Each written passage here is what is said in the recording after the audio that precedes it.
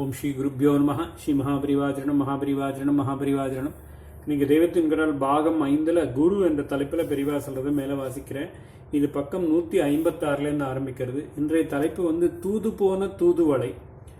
தாம் பண்ண போகிற யஜ்யத்துக்கு பரமேஸ்வரனை யார் மூலம் வரவழைக்கலாம் என்று பார்த்து கொண்டிருந்த சோமாசிமாரர் சுந்தரமூர்த்தி சுவாமிகளை பற்றி தெரிந்து கொண்ட பிறகு அவரை பிடித்தே காரியத்தை நடத்தி கொள்ளலாம் என்று தீர்மானம் பண்ணினார்.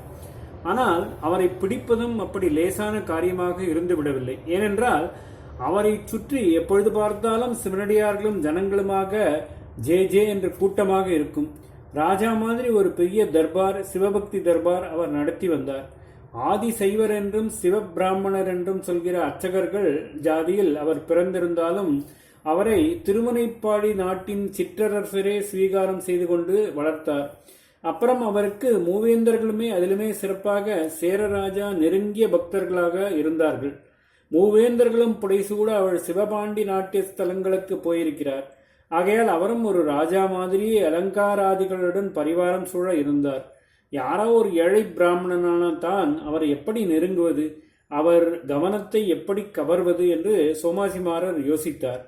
தம்மால் என்ன பெரிய காணிக்கை சம்பாவனை சமர்ப்பித்து அவருடைய கவனத்தை பெற முடியும் என்று யோசனை பண்ணினார். சட்டென்று அவருக்கு ஒரு யுக்தி தோன்றியது. அவர் அக்னிஹோத்ராதி கர்மாக்கள் எல்லாம் சிரமப்பட்டு செய்து மத்தியானம் 1 மணிக்கு மேலே தான் போஜனம் பண்ணுவார். போஜனம் என்றால் ஒன்றும் பஞ்சபக்ஷ பரமானமில்லை.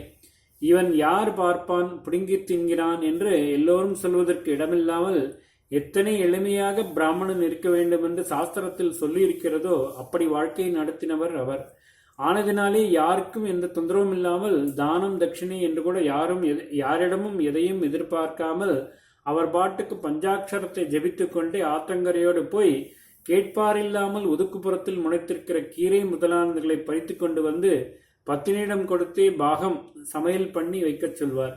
ஊரானை பிடுங்கி தின்றதில்லை. அவர் ஊருக்கு ஒதுக்குப்புற கீரையைத்தான் பிடுங்கி திங்கிறது. அதனால் அவருக்கு இப்பொழுது என்ன நினைவு வந்ததென்றால், நாம் சமர்ப்பணம் பண்ணுவதற்கு வேறே பெரிய காணிக்கை இல்லாவிட்டால் என்ன, நாம் ஆற்றங்கரையில் எங்கேயும் இல்லாத விசேஷமாக ரொம்ப உசந்த ஜாதி தூதுவிளங்கீரை, தூதுவளை அல்லது தூதுளை என்ற கீரை எதேஷ்டமாக விளைகிறது. அது தேக ஆரோக்கியத்தோடு ஞானத்தையும் விருத்தி பண்ணக்கூடியது என்று சொல்கிறார்களே. ஆகையினால் பச்சு பச்சென்று அதை நித்தமும் பறித்தெடுத்து கொண்டு போய் சுந்தரமூர்த்தி சுவாமிகளின் கிரகத்தில் சேர்ப்பித்து அவருடைய ஆகாரத்தில் சேர்க்கும்படி பண்ணிவிட்டால் என்றைக்காவது ஒரு நாள் அவர் யார் நித்தியமும் இப்படி கீரை கொண்டு வந்து தருகிறது என்று கேட்டு தெரிந்து கொண்டு பேட்டி கொடுக்க மாட்டாரா என்று நினைத்தார்.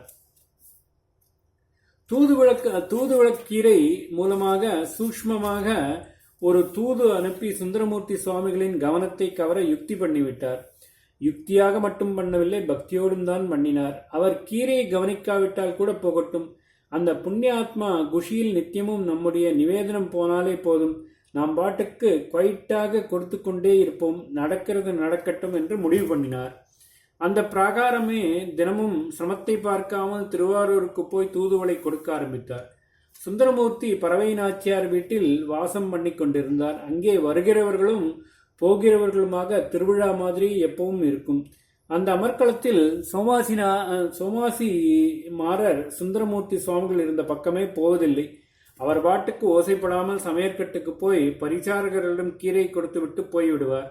யாரோ பிராமணர் இத்தனை அக்கறையாக ஒரு நாளை போல கொண்டு வந்து தருகிறாரே என்று பறவை நாச்சியார் பரிவாக நினைத்து கொண்டு அதை சுந்தரமூர்த்தியின் ஆகாரத்தில் சேரும்படியாக ஏற்பாடு பண்ணி கொண்டிருந்தாள். ஆனாலும் அந்த பிராமணரை பற்றி பதியிடம் சொல்ல அவளுக்கு அவகாசம் கிடைக்கவில்லை. பெரிய பக்தியாக சிவனடியார்களோடு சேர்ந்துதான் சுந்தரமூர்த்தி சுவாமிகள் போஜனம் பண்ணுவார். ஒன்று போஜனம் மௌனமாக சிவத்தியானத்தோடையே பண்ணுவார், இல்லாவிட்டால் ஈஸ்வர மகிமைகளை அடியார்களோடு பரிமாறிக்கொண்டு தமக்கு பரிமாறப்படும் அன்னத்தை பூஜிப்பார். போஜனம் ஆன பிற்பாடும் நாமகீர்த்தனம், தியானம், ஆலய தரிசனம், இவரே புதிதாக தேவாரம் பாடுவது என்று நடந்து வந்ததால் கீரையை பற்றி அவர் தனி கவனத்தோடு விசாரிக்க இடமேற்படவில்லை.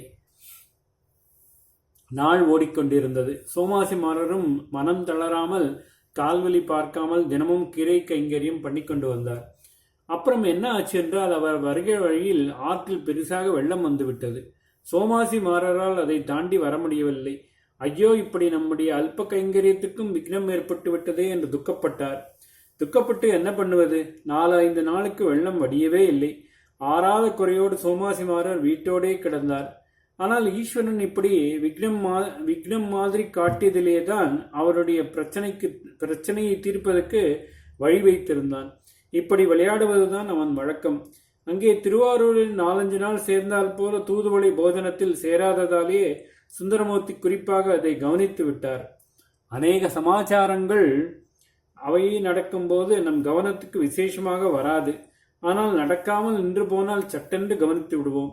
நாம் இப்பொழுது பேச்சிலேயே கவனமாக இருப்பதால் இங்கே காற்றோட்டமாய் இருக்கிறது என்பதை ஒரு விஷயமாக மனசில் வாங்கிக் கொள்ளாமலே இருக்கிறோம். அதுவே இந்த கதவு ஜன்னல் சட்டென்று சாத்திக் கொண்டு புழுங்க ஆரம்பித்தால் அப்பொழுதுதான் ஓஹோ, இத்தனை நாளை காற்றோட்டமாக இருந்திருக்கிறது என்று தெரிந்து கொள்வோம்.